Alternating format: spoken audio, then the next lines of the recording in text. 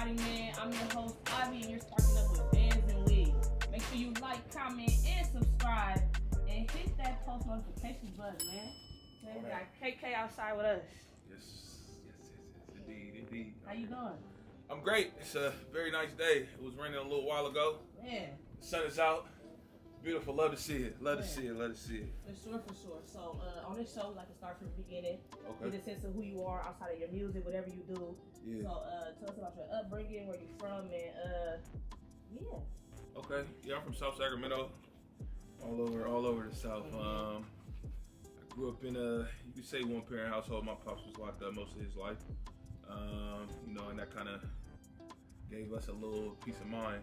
I got 8 other siblings, including myself, and then probably like 20 other ones from him alone, you know? So that really, him not being there and then my mom being kind of out the picture in and out, it really helped us become tight. So even without parents, we always had each other's back. Right. You know, we was in a lot of situations where I feel like sometimes the average person would have been in a bad situation, a bad life, jail, dead, all these things. Right. But you know, we figured out a way to come together and do our best to come out on the top. Right. Yeah, no cap. So, what was high school like for you? High school was weird because I definitely bounced around. I went to like 3 high schools, which wasn't nothing crazy, but it was just the idea that, you know, like sometimes you go places and you make your friends. And then you like, those are your people that you have, and those people even after you graduate, like you tap in with. I never really had that. It was a little bit different. But high school was cool, man. I was very focused. Right. I did very well in school. I was doing other stuff too. We was fighting, stealing bikes, and you know, everything. But at the same time, my thing was I'm in class. Right. I just got off the phone with one of my boys who I went to high school with, and he was just like, you know, I don't know how you did it, but you made it happen. For real though. Yeah. Because I was out just doing whatever. And that's that shit. So. But then also at the end of the day, he's like, we was skipping, but you was sitting in class. Yeah. So that's kind of, you know, how high school was. And obviously, yeah, I graduated, went on to college, and it was, I think that's probably one of the best decisions I ever made. It just worked out for me in the long run. Right. Thanks. Let's talk about college. I see you in fraternity. Yeah, I am. Which one? Phi Beta Sigma. Okay, so. Wait, how you know that? How you see that? Man, because we do our research. Why did you decide to join a fraternity, and what does being in that brotherhood mean to you? Oh yeah, most definitely. So I decided because my mentor, he was a really good person. He really introduced me to that without introducing me to it. He wasn't like, hey, come join this, hey, come do this. He was just a really good guy. And as a result, that just automatically flowed into me being like, oh, I want to be a part of this. I want to be a part of this organization. I want to be a piece of this because you have been such a good person to me, and I want to do this for other young black men. Right. So that kind of led into that. It's a great experience. Honestly, I brought in a lot of young men, just trying to kind of help them, guide them through the way. Some of them had the same upbringing as me. Probably shouldn't be in college, probably shouldn't be here, shouldn't be there, and just giving them that opportunity to say, although we started here, right now we're here, and we're gonna keep going this way. Right. Beautiful, man. So with the strolling, do you know how to dance? Is it hard to do? Because I'm seeing people I'm like, well, shit, if you don't know how to dance, you're trying to join a fraternity, how the hell you supposed to hit that shit for real? Like, you feel me? So everybody gonna move to the rhythm of their own beat, you know, their own drum. But we do teach.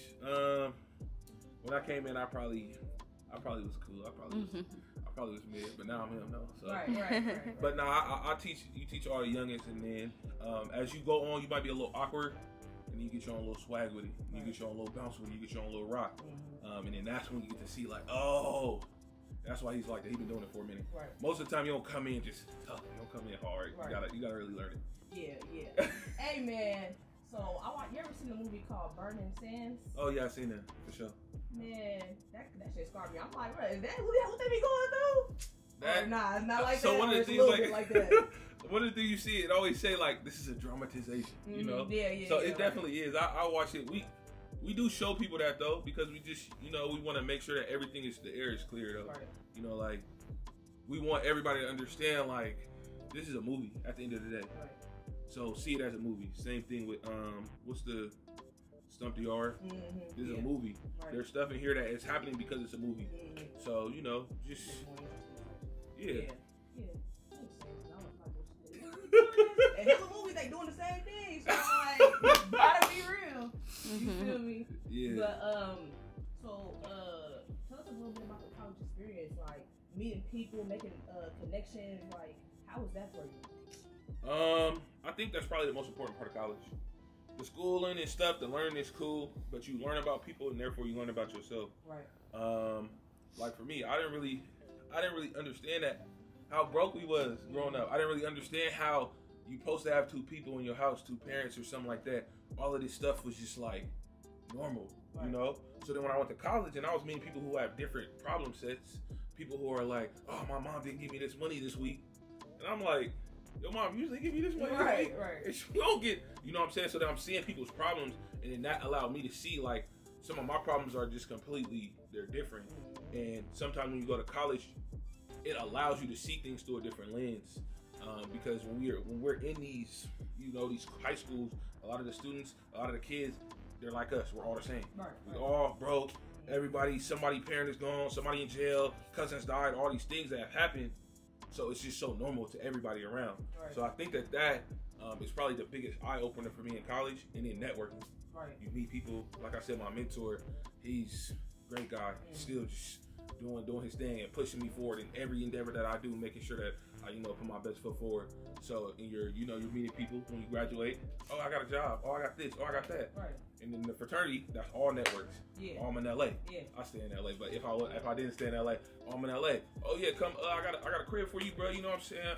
My girl gonna cook. We got some food, bro. You can stay the night. You know what I'm saying? While you here, it's things like that help build that relationship. Yeah. So so you in LA now. So what made you want to move to LA, and how has LA been for you, man? LA is great, man. It's the traffic sucks, but I know. It's a great place to be, especially in the music world, man. There's just so many people out there who are working on things, so many projects that you can just always like find somebody if you're not doing anything like that. And I think that that's really cool because out in SAC, it's so political, you know. Everything is so like, do this or this happens, or don't do this or this is gonna happen. Out there, but the opportunities are kind of open. And one of the things people say, like, LA is fake. I think it is to a certain degree, but I think a lot of the fakeness that I received is from people who came from somewhere else into LA.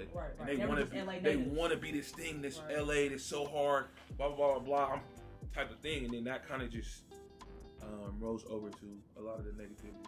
Right. So, would you say for somebody that's just starting out that wants to, you know, move to LA, that it's a good move for them? If you got money. If you don't go.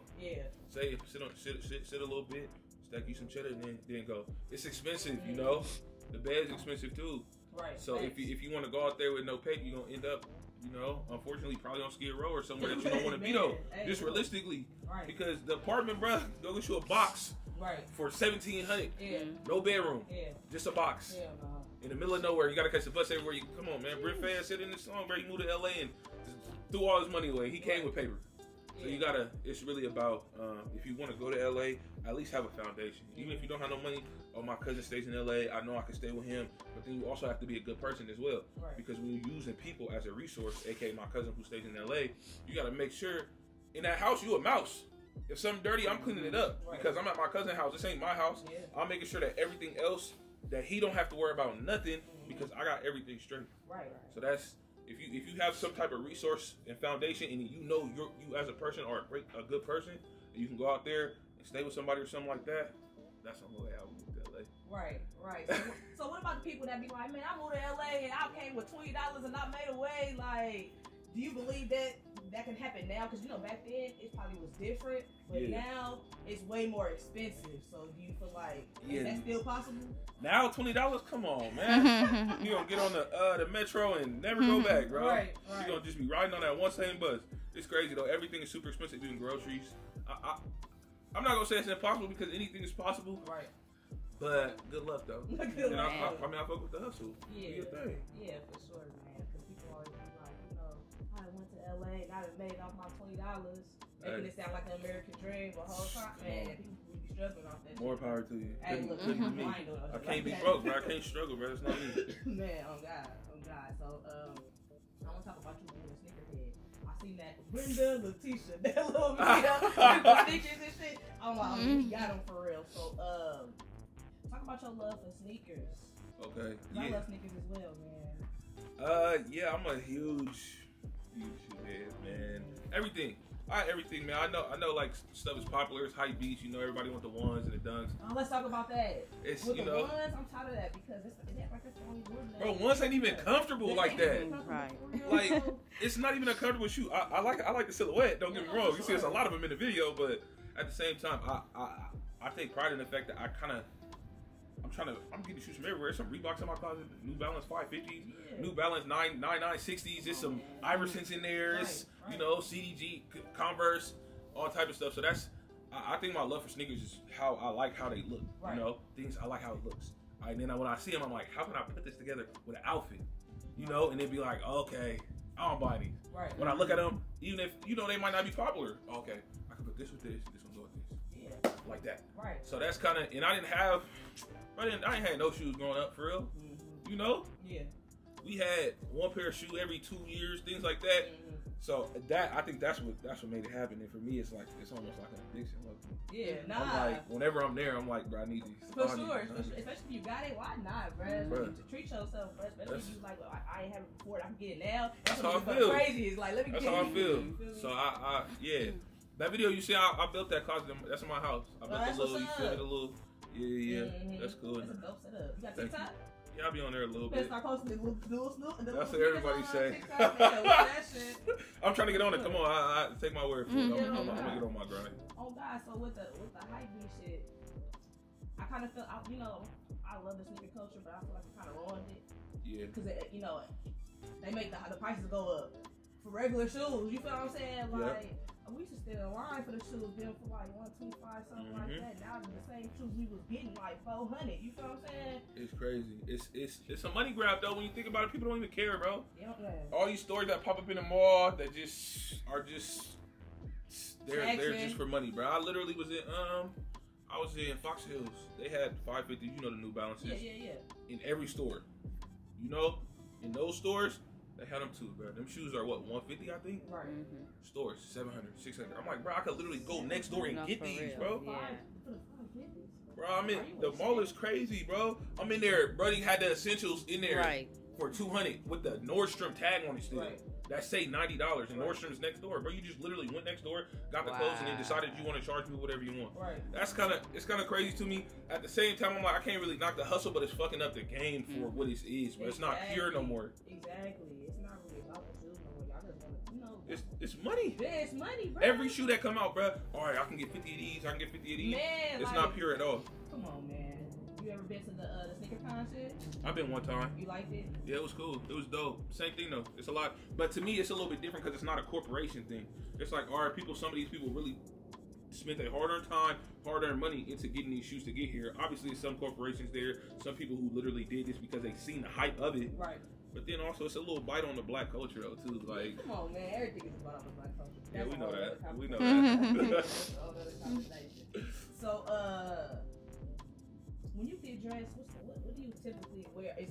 Are you the type of guy that like, okay, I do something different, or are you the type of t-shirt, type of jeans, type of dude? Like how you get down with the So first thing first, I'm gonna tell you, I got the mischief boots, so that should give you a lot of information. Oh, what? I want them. Okay, for sure. People hate on me for wanting the Astro Boy boots. But see, you didn't want them. They wanted a cartoon shoe, bro. To go. That is literally what I said, bro. They're gonna hop on the wave. Watch. Come on, bro. You ain't never wanted to be in a cartoon, bro. This could put you there. Come on, bro. Niggas be too hard for me. Come on, I swear to God, niggas be too hard. So yeah, that should tell you a little bit. I'm not really a t-shirt person though. Sometimes it really do depend though. I like a cool little bait shirt or something like that, but I really go. I'm real hoodie. I'm really layered up type of hoodie, jacket, coat, or t-shirt with a flannel and then a jacket on top. But it really just start with the shoes for me though. I'm in the closet looking at what shoes. I'm even talking to bro, my manager, bro. Like, all right, what should I wear? I'm talking about what shoes. He like, bro, what about the clothes, bro? We'll just start with the clothes, then we can get to the shoes. We know you got the kicks. Right. So I really do start with the I start with the shoes.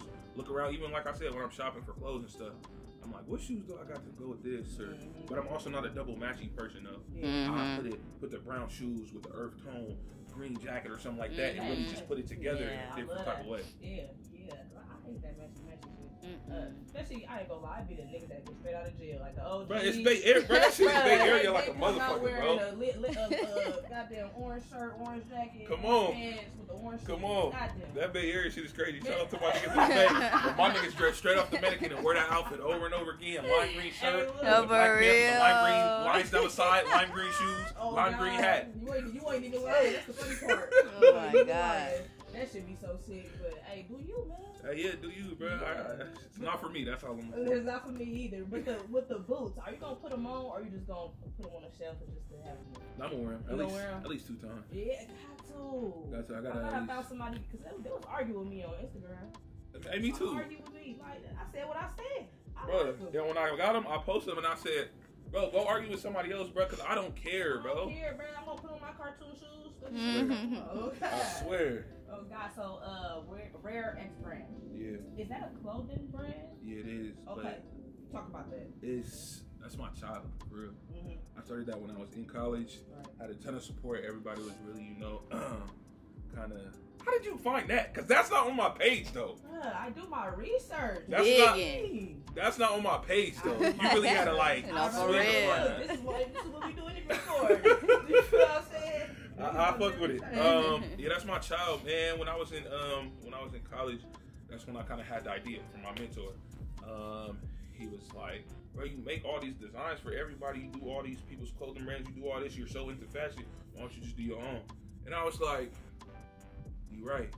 And then I was like, all right, for sure, but let me make it, kind of mean something. So then I was like, let me make it connect to myself. And then, all right, so we're going to make it, this Rare X brand connects to foster youth directly. All right, making sure all my foster youth, make sure y'all feel like y'all rare, like y'all unique, like y'all one of a kind. Right. So that's why we give 10%, but not only do we give 10%, I'm doing shoe drives, turkey drives, all of this stuff to the children's receiving home in Sacramento, on top of everything, just to make sure that I feel like when I was in there, in a foster home, bro, we was getting hand-me-downs, all this stuff, bro. I'm making sure y'all getting fresh, new clothes, still in the package, and everybody out here is wearing it too. Right. We on trend right now, and we coming up with new trends as we go. Right. So that's kind of like, what I felt, making sure I give back. And now I'm kind of, while I'm there, I'm also working with the youth. Not just foster youth, but the youth students, high school, middle school, things like that, to try to get them on the same wave of outreach. Right. Just making sure everybody has that chance, or they understand they have that chance, even if they don't. That's super dope. A lot of people don't even feel like they have that chance. Yeah. So if you let them know, you know what I'm saying? Like, it makes them feel good for sure. Yeah, that's true. You was once that kid, so somebody for sure. You would have been juiced as hell. Hella. Oh God, that's so dope, man. That's super dope. So you also have Rare Music Group. Yeah. So what is that? Is that a group? Is that a platform type thing? No, that's like it's like a label. It's a group. A label. Yeah. It's me right now. It's me, my manager. He hold it down though for sure. Y'all sign people or? Right now that's not the vibe. It's for me. It's for you. Okay. Trying to go. But I got a team behind me though. Regardless of if they do music or not, everybody in my team, I want everybody to feel like they're a part of something. Right. So we all a part of Rare Music Group, Rare Money Gang, all that. Everybody's in it. If you behind me, we all under this umbrella. So that means when it's time to go, everybody's coming. When it's time to leave, everybody's going. Like that. That's how I kind of feel about it. And then making sure that even if you're not in this middle brand, you can see how tight everybody is. Right. We all together. I know if I need something, I can call Marco, I can call Slick, I can call whoever and be like, hey, I need this. I'm on my way up from LA. Can you make sure this is ready when I get there? And they're gonna make sure that's ready if I get there. Right. So that's kind of how I feel about the brand, and then trying to make that grow. And even if, like I said, if that's not your core group, but you see somebody and you see this group that's all together, everybody moving together, everybody's together, everybody's tight, then that's something you'd be like, dang, maybe I want my team to be like this. Maybe I want to build my team where everybody is like that, because that's not always how it is. Yeah, team is important, man. Man, everybody want to be the superstar. Sometimes you got to take the back road. Man, I swear, you play the background, okay, let him win, Oh God, play your role, man. Oh God. So, becoming an artist. Yeah. Making the music. When did that start? I've been making music for a minute. It's just never been like a forefront. Similar to how I was talking about the design, it's never been on the forefront of my mind. One of my guys, Isaac, he's probably to blame for all this. Because I was just, he's a producer, he's extraordinaire, he's a hell of a guy, but I would just make music with him on the side, just messing around, lollygagging. So it's probably a whole bunch of old music I'm not serious on out there. But he was like, bro, iron sharpens iron, bro. I need you to take this serious, and then I'm gonna take this serious. Mm-hmm. You know, I'm gonna start my business, but I need you to take this serious. Right. And I was like, bro, stop playing, man. Like, be quiet. Right. And he was like, no, I'm dead ass. And from there, it's been all serious. Money into it, time into it, effort into it, work into it, finding people, connecting the dots. Right, right. So when did you decide to really invest in yourself? You know, when you start out, you probably was like, you know, maybe you don't know if you want to do it or not for real. But when did you start like, okay, like I'm gonna put all my all into this shit for real? Probably a little bit under a year ago. Mm-hmm. You know, manager came into play, and that's a push every time. Right. If I'm messing up, if I'm falling off, if I'm not doing what I need to, but challenging me. All right, but you need to make sure you're doing this today. You need to make sure you get this. We have this we need to do this week. When you come up to SAC next week, when you come up to debate next week, we need to make sure we have this right. done. You know what I'm saying? So then on the back end, that turns into me being like, hey, all right, so when I'm up in SAC this week, we need to have this, and this done. Right, you know what I'm saying? So like I said, it's a lot of iron sharpens iron. When everybody's together and everybody's working tight, it makes it so that, for one, you can't really mess up. Because it's like, if you mess up, somebody's right behind you to pick it up, or somebody's to let you know, bro, we got to get this going. Yeah. So I think that's what kind of like sparked that for me to go ahead and just run it. Right.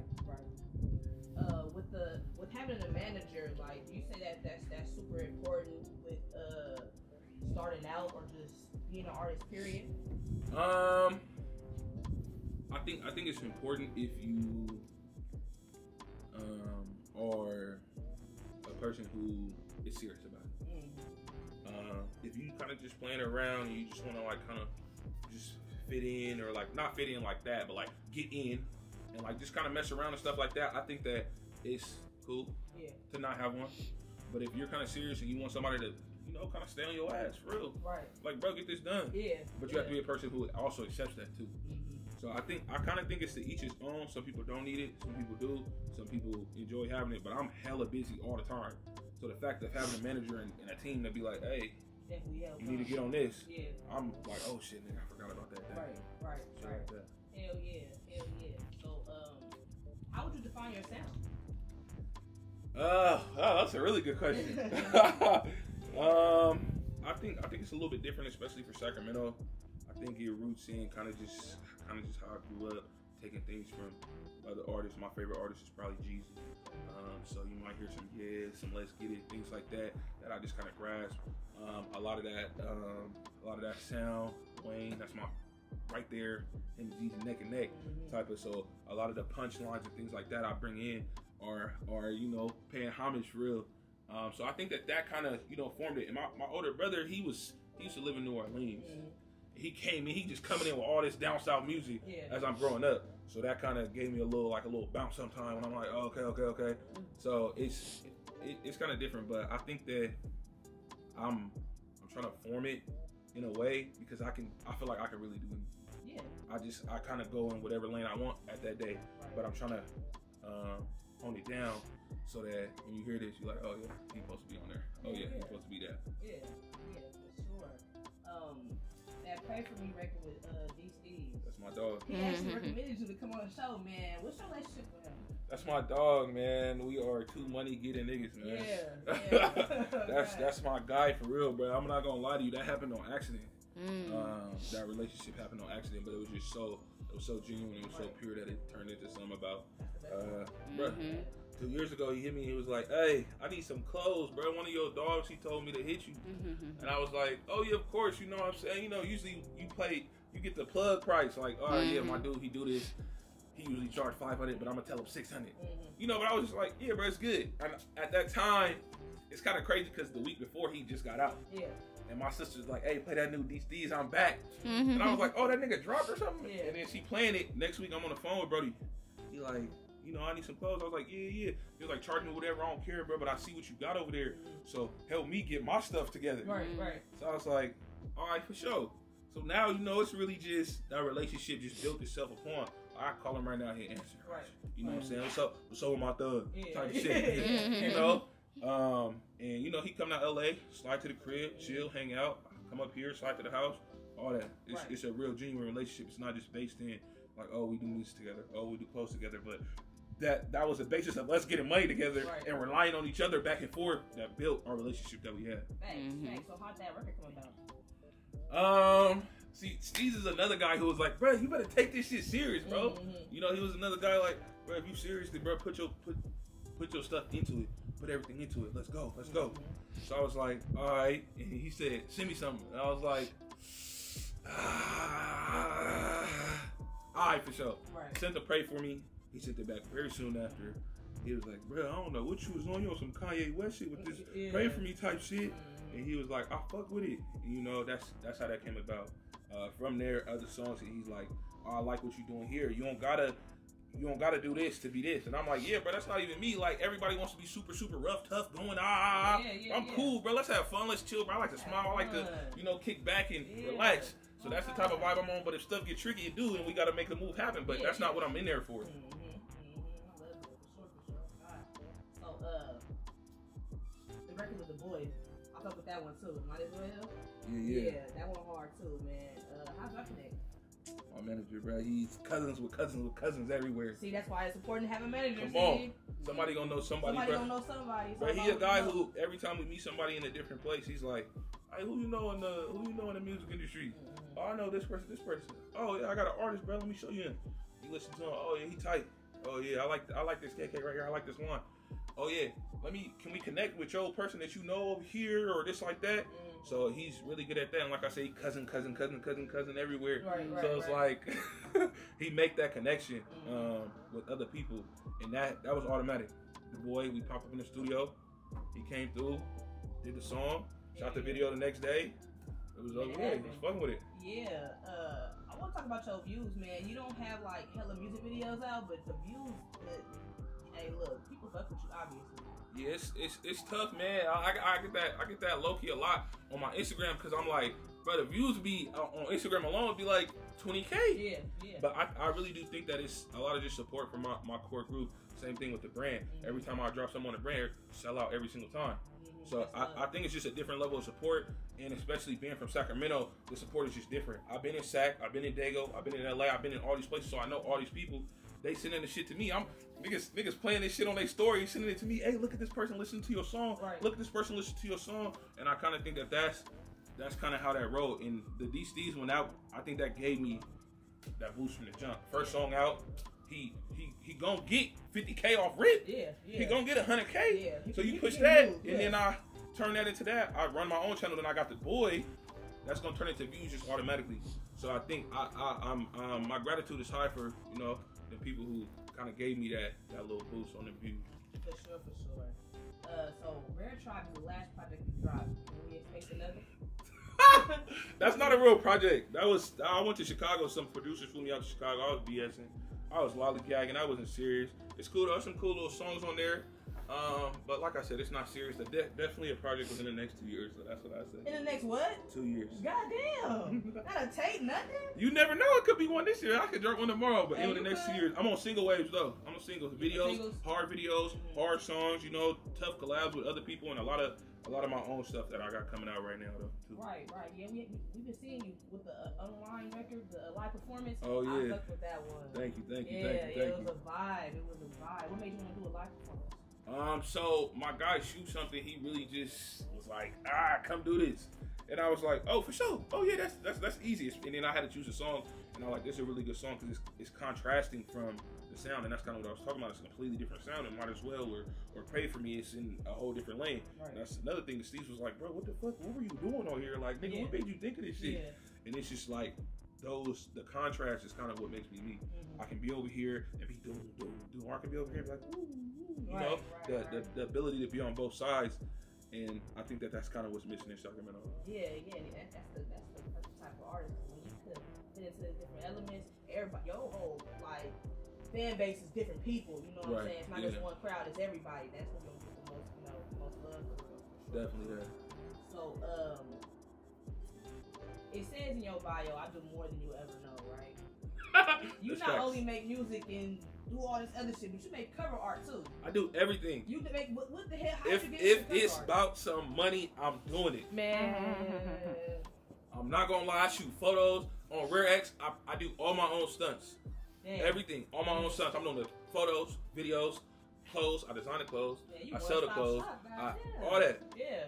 I do all my own stunts. Right. But yeah, I do more than anybody ever know because I really do though, and that goes into my skill set, but it also goes into the fact that I'm willing to give anybody whatever, for real.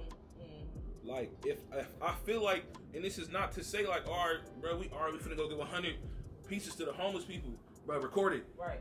No, that's what I'm saying. You'll never know. Yeah. This camera's not there. Yeah. If somebody just happens to record it, okay. But we're not going out like, all right, let's record this right here. Right. If it's for the brand and we dropping off some clothes, I want to show y'all like, bro, we really doing what we say. When y'all buy these clothes and I say I'm giving 10%, all right, for sure. Right. But I'm really doing more than I could ever even tell you about because it just happens so much. Yeah. So I really do though. Cover art, it happened because I didn't want to pay. Yeah. I didn't want to pay. That's how I was learning shit. I don't want to pay you. I'm going to do this shit myself. On me, I didn't want to pay. Man. So I got in the lab and I made myself learn. I'm like, I was trash at first. And now I got good. Yeah. I do all Steve stuff, motion art, photos, videos, everything. Hey, we're going to have to talk to you. We're going to have to talk to you. Yeah. Oh, God. So, what's next for KK, man? What can we expect from you? Yeah, what's next? So very soon I got a record with Slimmy B coming. Okay, That's in there. It's already done, packaged. I just gotta figure out a day to let it out, you know, type of vibe. That's a pretty hot one. I'm expecting great things from now on. Projects. Got a song with EBK Young Jock on the ice right now. Oh yeah. Like I said, a ton of songs that I'm working on, a ton of videos. Shout out Rob Marley. No Haiti Baby, I seen him in your comments. No Haiti That's Baby. my dog too. No Haiti Baby. That's my dog, you know, and I think that's the thing. Like the politics that other people got, that don't have nothing to do with me. Right. You know what I'm saying? If you fuck with this person, you fuck with this person. That's your relationship. Right. If we boys and we both don't fuck with them, that's a little bit different. Yeah. But if I fuck with you as you and you fuck with him as not him, off your own politics, that kind of don't have much to do with me. Right. Haiti Baby, that's my dog though. Yeah. That's my dog. We was just in Atlanta. Cool. Hey, look, man. For sure. So, is there anybody you want to shout out? Anything before we get up out of here? Shout out to y'all, you feel me? Shout out to y'all, shout out, thank y'all for having me, you know what I'm saying? You know what I'm saying? Shout out all my dogs in Davis and in SAC and in LA. Shout out my manager, the whole family, the whole squad, RMG, the motherfucking gang, the label, all that. Oh God, man, This has been another segment of Sparking Up with Vans and Weed, man. We out.